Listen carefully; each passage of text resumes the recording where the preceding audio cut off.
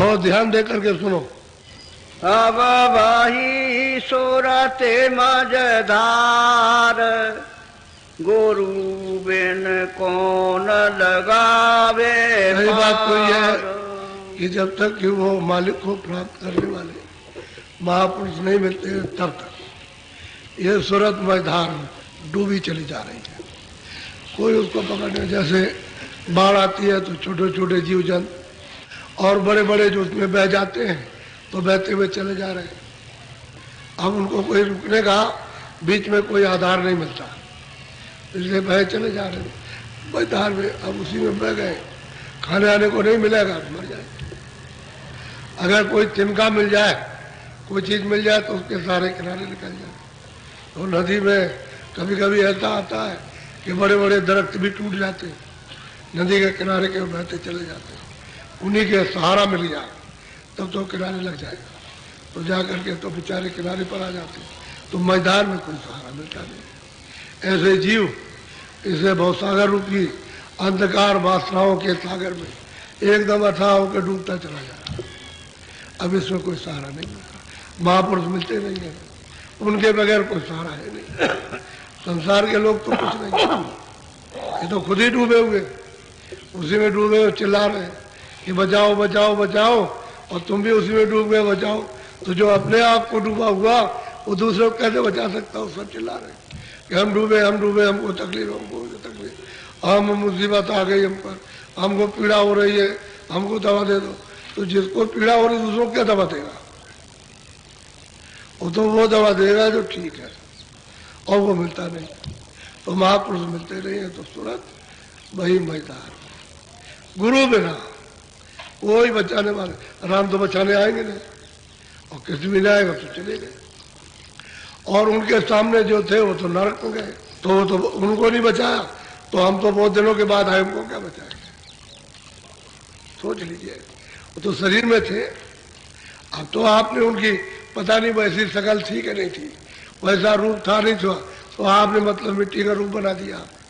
किसी देवता के बना दीजिए मिट्टी का, ये देवता है, ये है, ये देवता है, ये देवता है, ये।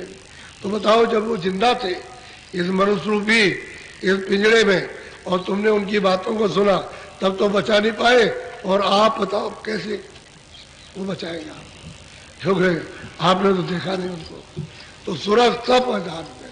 अब कहते हैं कि गुरु यहाँ मिलेंगे इसी संसार में, पार उतरने वाले और उतराने वाले, पार उतरा देंगे, उनके बगैर कोई बचा नहीं सकता। अगर बचाते होते तो कह करके जाते, नहीं पिछले वाले आपको बचा लेंगे, कोई अब घबराने की जरूरत नहीं है, वो त्रेता में हो गए, वो द्वापर में हो गए, वो इस समय पर हो गए, वो ऋषि आ गए, वो अब बचा लेंगे, अब कुछ नहीं। लेकिन उनका गुरु में कोई नहीं बचाएगा, और गुरु मिलना चाहिए हमारे वक्त में, हमारे सामने। हम अभी है, हम आप जब तक है तब तक हमको मिल जाए, और नहीं मिले तो हम तो डूबे डुबाए तो गए बैठे। तो ये बात, तो गुरु में कौन बचावे, यहाँ कौन बचा? और आप गुरु को समझते ही नहीं कि गुरु नाम किसका?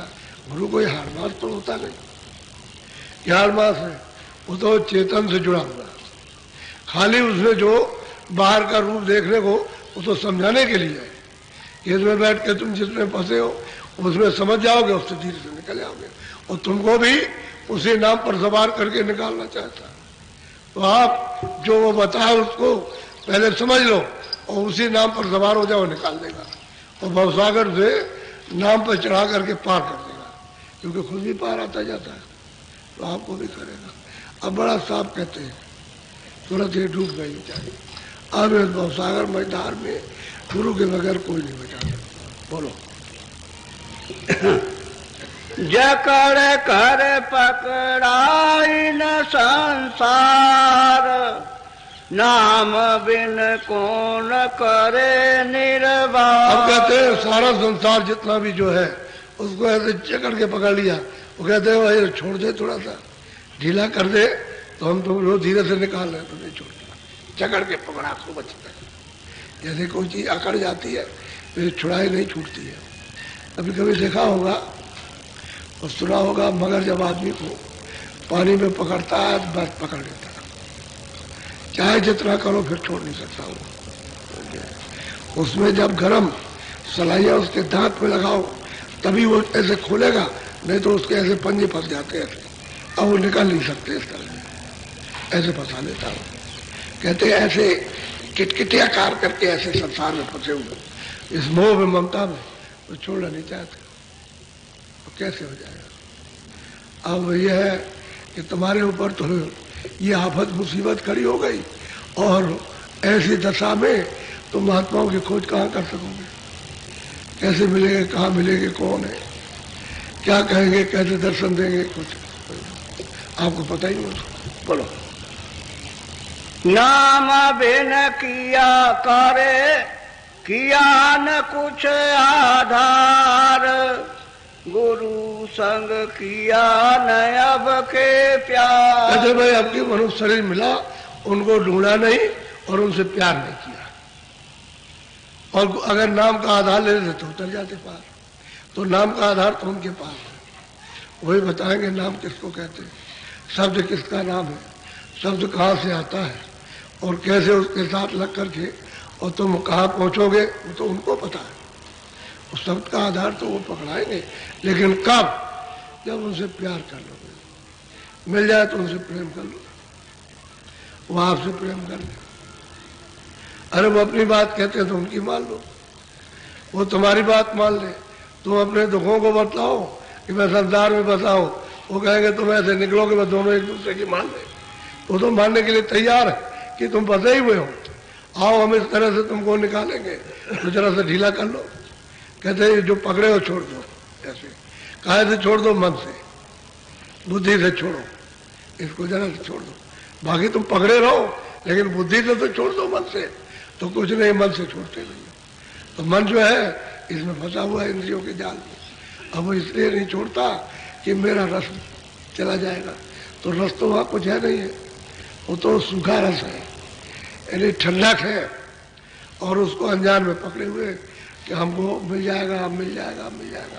ये भी मतलब है कि सूखी हड्डी है, कुत्ता दबा लेता हो उसको दांत से, किटकिटाता हो, समझता है तोड़ रहा हो, और जब ज्यादा लग जाता है तो उसके दांतों से खून आता है, और उसी को धीरे धीरे पीता रहता है, और वो ये समझता है इसमें से खून आ रहा।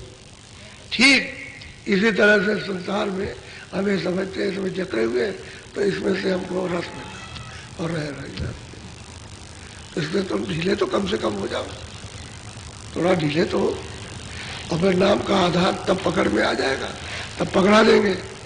उनसे प्यार कर लो, प्रेम कर लो। बोलो।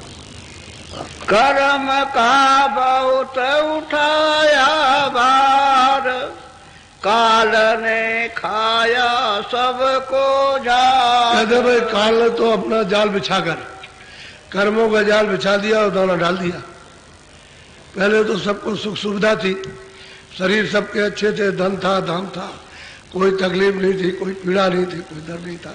जब ये सब वैभव में फंस गए तो काल ने अपना जाल सुख सुविधा में बिछा करके दाना डाल दिया और कहा कि देखो ये इंद्रियों के भोग हैं, तुम जो चाहो सो करो अपनी इच्छा से, हम उसमें कोई दखलंदाजी यानी कोई बीच में अड़ंगा नहीं बनेंगे, और जो कर्म करोगे पाप अपना अपना भोगो। उसने जाल बिछा दिया और दाना डाला, आप उस चुंगले में लग गए और फिर उसमें फंस गए, और जो आने का रास्ता था वो छोड़ बैठे। ये बात, अब जो आने का रास्ता था वहीं से जहाँ छूटा वहीं से वापस जाओगे, दूसरा कोई रास्ता नहीं है। वो रास्ता तुम्हारे मनुष्य की मंदिर में सबके पास है, जब वहां छोड़ दिया तो वहीं से वापस लौटना, और रास्ता मिल जाए तो वापस हो जाओ। तो रास्ता तो इधर आंखों के ऊपर है, और आंखों का ये हिस्सा, ये आकाश इधर है, ये दो आंखों का आकाश यहाँ है, इसके ऊपर नहीं है, इधर आकाश नहीं है, इधर तो सूरत बैठी है, और जो आपने कर्म किया उसके गंदगी जमा। तो काल ने सुविधा देकर ये जाल बिछा करके दाना डाल दिए और चुंगने लगे आप, और बस उसी में मोह ममता, लालच में, इसमें, काम में, क्रोध में, अहंकार में फंस गया। आप सबको एक तरफ से कहते हैं झाड़ करके खा लिया उसने, सबको लिए चला जा रहा, कोई नहीं जानता।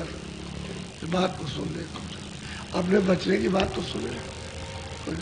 अच्छा ये कहा जाता कि भाई तुम्हारा कुछ नहीं है, ये शरीर भी तुम्हारा नहीं है, यह किराए का मकान उसका दिया हुआ और उसके जितने भी ये साधन सामान सब उसी के दिए हुए हैं।